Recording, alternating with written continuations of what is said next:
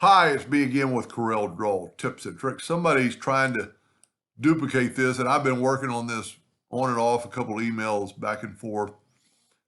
And this is exactly what he wants. He wants a leaf, and he picked this leaf right here and sent it to me, and he wants the word love. I picked the font, but he wants a heart, kind of like transparent. So I went a little bit further with it.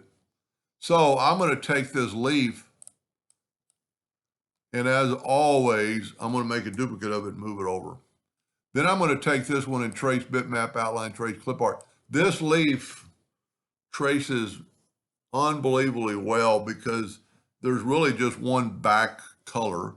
I mean, it's a bunch of colors, but you're going to see it takes a little bit because there is a lot of colors, but I'm going to cut out the leaf is what I'm doing.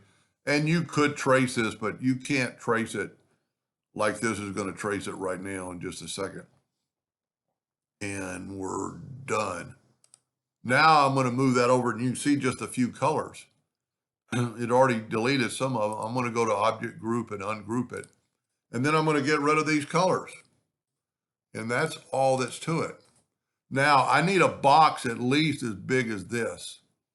So I'm going to take a box and I'm going to take the Smart Fill tool. I'm going to use a different color. I'm going to use blue. Fill that in. Move that down. Fill that in and then move it up and put it on top of our regular picture. Now I'm going to take both pictures and I'm going to intersect it. And by doing that, I got a leaf of free background. I'm going to go ahead and delete this. I'm going to use this right here. It's pretty little, so I'm going to change my nudge factor like to 2 inches. I'm going to make a duplicate and I'm going to move it over. Let me move this out of the way. And I tried a couple of different ways of shadows, but he really loves what I'm doing or what I did. I've already sent him the idea. So I'm going to take a heart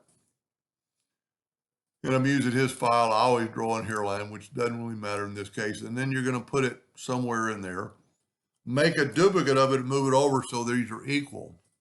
Now in this one, I'm going to go intersect. And what I did, I created the veins of the heart.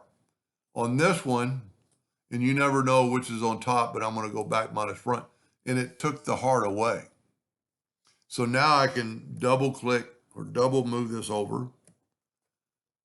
While that's selected, I'm going to go up to Effects and Blur, Gaussian Blur, and look what it did. I'm actually going to blur it a little bit more than I did the one I sent him. You still want to see the veins of the leaf, but look how it's almost putting a white shadow around. And then just type out the word love. And I'm going to pick another font this time.